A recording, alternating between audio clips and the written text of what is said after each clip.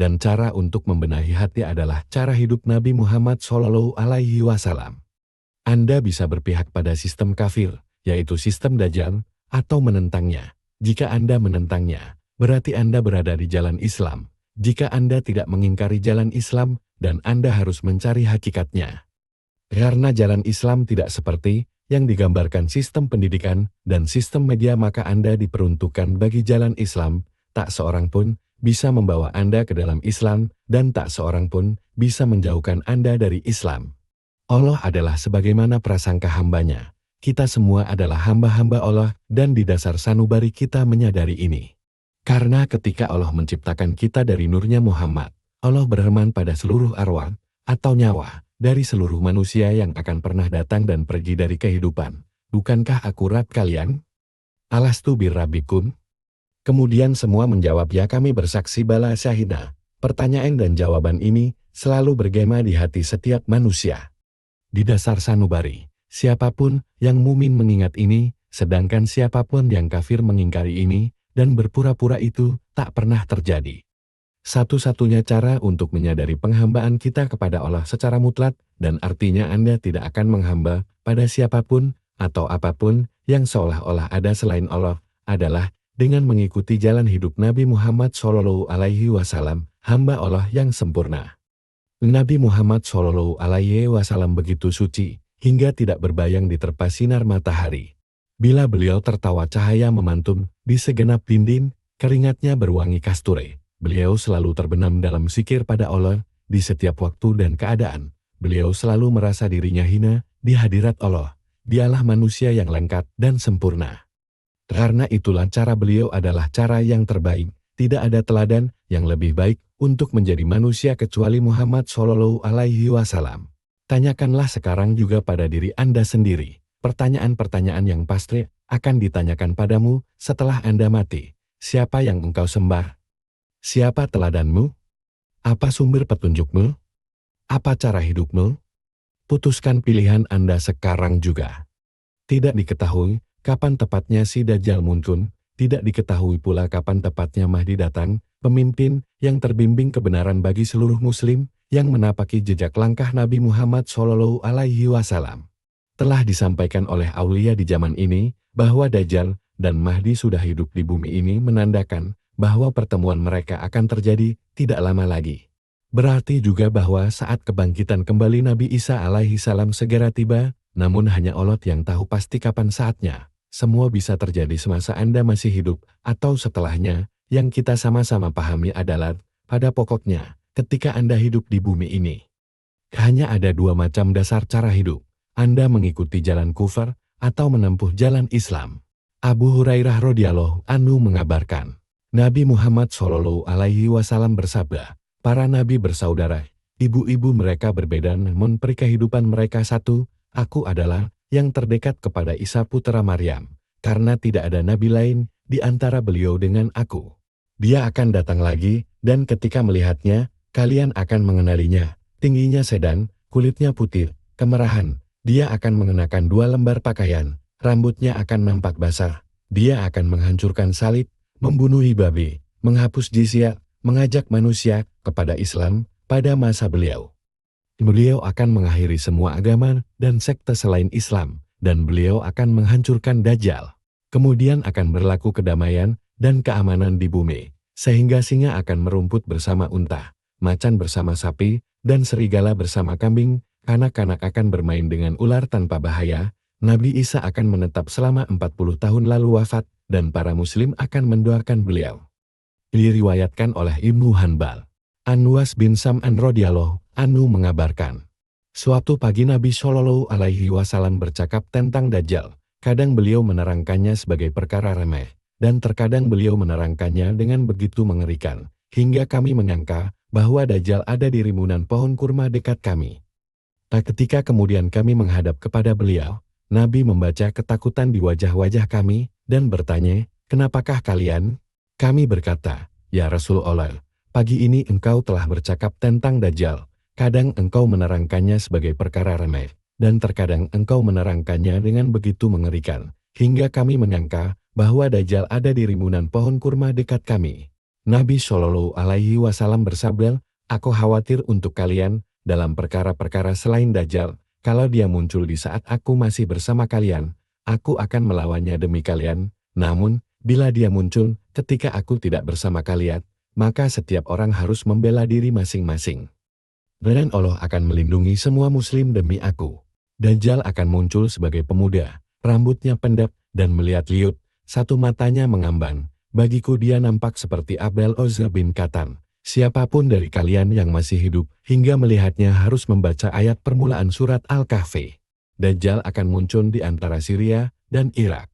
Dan dia akan menciptakan kerusakan di mana-mana. Wahai hamba-hamba Allah, teguhlah pada jalan kebenaran." Kami berkata, "Ya Rasulullah, di hari yang seperti setahun, akan cukupkah salat yang sehari?" Nabi menjawab, "Tidak, kalian harus memperkirakan waktu dan melaksanakan seluruh salat-salatnya."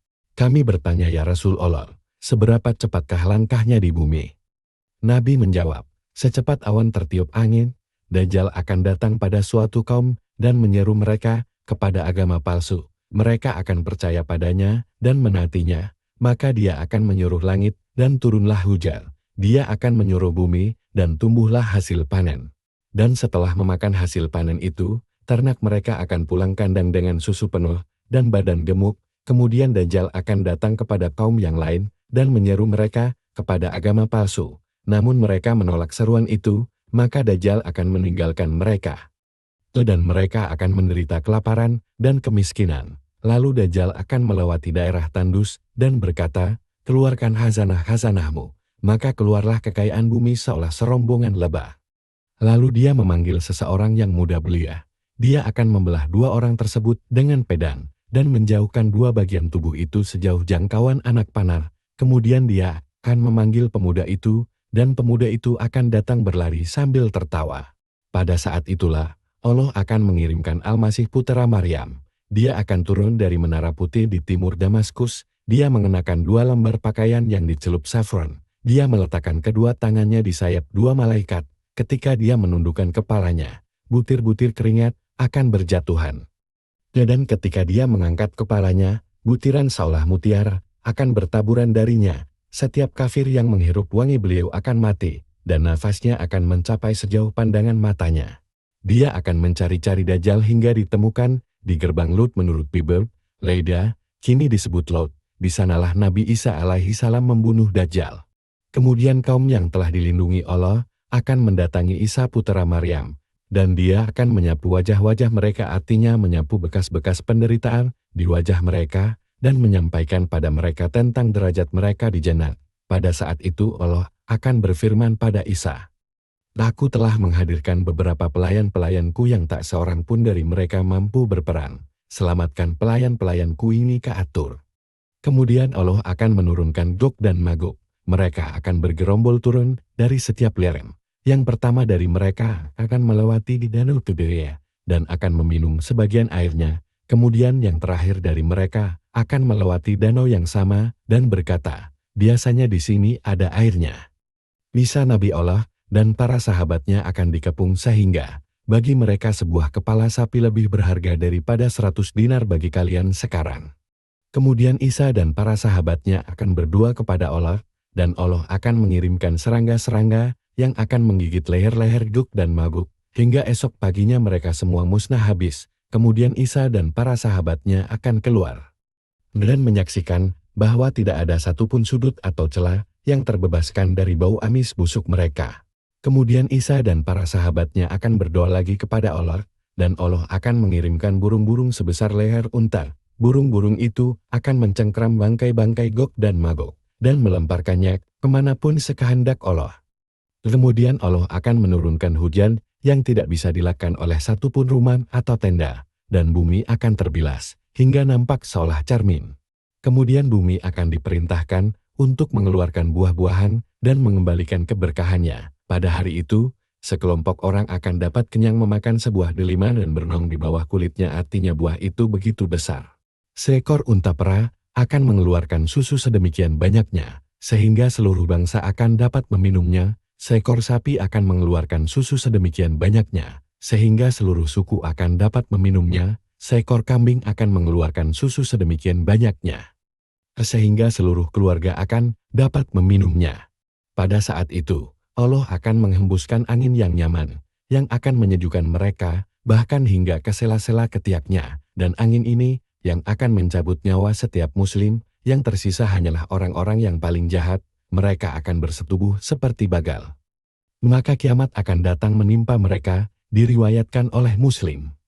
Ibnu Mas'ud radhiyallahu anhu mengabarkan, Nabi Shallallahu Alaihi Wasallam bersabda, pada malam Isra, perjalanan malam, aku berjumpa dengan ayahku Ibrahim, Musa dan Isa, dan mereka membicarakan tentang kiamat. Persoalan ini pertama diajukan kepada Ibrahim, lalu kepada Musa, dan keduanya bersabda, aku tidak punya ilmu mengenainya.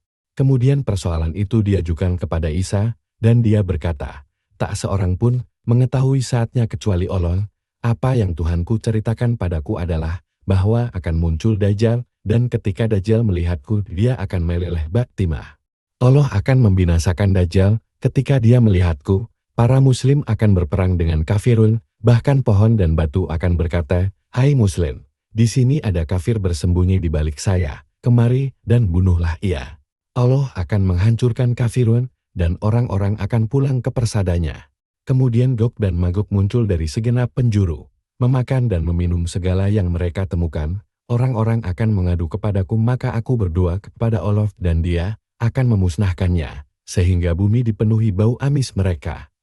Allah akan menurunkan hujan yang akan menyapu bangkai-bangkai mereka ke laut. Tuhanku menceritakan padaku bahwa ketika semua ini terjadi, maka kiamat sudah sangat dekat, seperti wanita hamil yang hampir melahirkan. Namun keluarga wanita itu tidak mengetahui kapan tepatnya dia melahirkan. Diriwayatkan oleh Ahmad bin Hanbal. Sebagai kesimpulan, si Dajjal sendiri akan menjadi pengejawantahan puncak dari segala sesuatu yang mencirikan jalan kufar. Mahdi akan menjadi pengejawantahan puncak dari segala sesuatu yang mungkin diikuti manusia dalam jalan Islam, karena hanya Nabi Muhammad Shallallahu Alaihi Wasallam yang mampu secara utuh menjadi Quran berjalan. Ketika dua kutub ini bertemu, setiap orang akan memilih, dan ketika Isa datang lagi, dan pertempuran puncak itu telah terselesaikan, maka pilihannya malah akan semakin jelas. Bagaimanapun juga, semua itu terletak di masa depan. Sedangkan sementara ini, setiap orang sudah punya pilihan yang sama, antara iman atau kufur. Tidak mungkin menangguhkan pemilihan itu, karena Anda telah mengetahui pilihan itu, sekarang, putuskan pilihan Anda sekarang juga. Quran sebening Kristen dalam menampakkan apa yang akan terjadi ketika dua kutub itu bertemu. Allah akan memberikan kemenangan kepada siapa yang yakin pada Allah, atas mereka yang menolak Allah. Quran sebening Kristen dalam menampakkan apa yang akan Anda alami setelah mati. Jika Anda yakin kepada Allah dan mengikuti cara hidup Nabi-Nya Muhammad Shallallahu Alaihi Wasallam, berarti Anda untuk taman. Bila Anda menolak Allah dan menolak cara hidup Nabi-Nya Muhammad Shallallahu Alaihi Wasallam, berarti Anda untuk apa selama-lamanya. Putuskan pilihan Anda sekarang juga. Begitu Anda mengetahui tentang jalan hidup Muhammad, yaitu transaksi kehidupan Islam yang hidup, maka tiada lagi transaksi hidup yang diterima oleh Allah. Tentu transaksi hidup di samping Allah adalah Islam. Putuskan pilihan Anda sekarang juga. Umar radhiyallahu anhu mengabarkan, suatu hari ketika kami sedang duduk bersama Rasulullah Shallallahu Alaihi Wasallam, datanglah seorang pria berpakaian sangat putih dan berambut sangat hitam. Tak terlihat bekas-bekas perjalanan pada dirinya, dan tak seorang pun mengenalinya. Dia berjalan dan duduk di hadapan Nabi Shallallahu Alaihi Wasallam, merapatkan lututnya pada lutut Nabi, dan meletakkan telapak tangannya di paha Nabi. Dia berkata, "Ya Muhammad, terangkan padaku tentang Islam." Rasulullah Shallallahu Alaihi Wasallam bersabda, Islam itu bersaksi bahwa tiada Tuhan selain Allah, dan bahwa Muhammad adalah utusan Allah, mendirikan salat, membayar zakat, berpuasa di bulan Ramadan, dan menunaikan haji jika Anda mampu. Orang itu berkata, engkau berkata benar, dan kami semua heran, karena dia yang bertanya dia pula yang membenarkan. Lalu dia berkata, terangkan padaku tentang iman. Nabi bersabda, yaitu iman pada Allah, para malaikatnya, kitab-kitabnya, nabi-nabinya, pada hari akhir, pada takdir baik dan buruk. Orang itu berkata, engkau berkata benar. Lalu orang itu berkata, maka terangkan padaku tentang ihsan. Nabi bersabda, yaitu menyembah Allah serasa engkau melihatnya, dan walau engkau tak melihatnya, sesungguhnya dia melihatmu. Orang itu berkata, maka terangkanlah padaku tentang saat kiamat. Nabi bersabda, yang ditanya tidak lebih tahu dari yang bertanya. Orang itu berkata, terangkanlah tanda-tandanya. Nabi bersabda, ketika hamba perempuan melahirkan majikannya, dan engkau akan menyaksikan penggembala miskin, tanpa sandang dan bertelanjang kaki, berlomba-lomba membangun gedung-gedung tinggi. Kemudian orang itu berlalu, dan aku menunggu sesaat. Lalu Nabi bersabda, wahai Umar, tahukah kamu siapa pria itu? Aku menjawab, Allah dan Rasulnya lebih tahu. Nabi bersabda, itulah Jibril, dia datang untuk mengajarkan padamu dinmu, diriwayatkan oleh Muslim. Dari Abu Abdullah Jabir radhiyallahu anhu putra dari Abdullah Al-Ansari radhiyallahu anhu. Seseorang bertanya kepada Rasulullah Shallallahu alaihi wasallam, apakah menurut engkau, bila aku melaksanakan salat-salat wajib, berpuasa Ramadan, menghalalkan apa yang dihalalkan, dan mengharamkan apa yang diharamkan, dan tak melakukan di luar batasan itu, maka aku akan masuk taman. Beliau bersabda, ya. Diriwayatkan oleh Muslim, Yahya menyampaikan padaku dari Malik, bahwa dia mendengar Rasulullah Shallallahu alaihi wasallam bersabda, aku tinggalkan dua perkara bersama kalian, selama kalian berpegang teguh padanya, kalian tidak akan tersesat, yaitu kitab Allah dan sunnah nabinya, diriwayatkan oleh Malik bin Anas. Anda berada dalam perjalanan, perlintasan Anda di dunia ini, hanya bagian singkat dari perjalanan itu, bagaikan orang yang memasuki sebuah ruangan, melintasinya, lalu keluar dari pintu lainnya, atau bagaikan penunggang unta, yang mendatangi pohon, bernaung di bawahnya 1 atau 2 saat. Kemudian melanjutkan perjalanannya.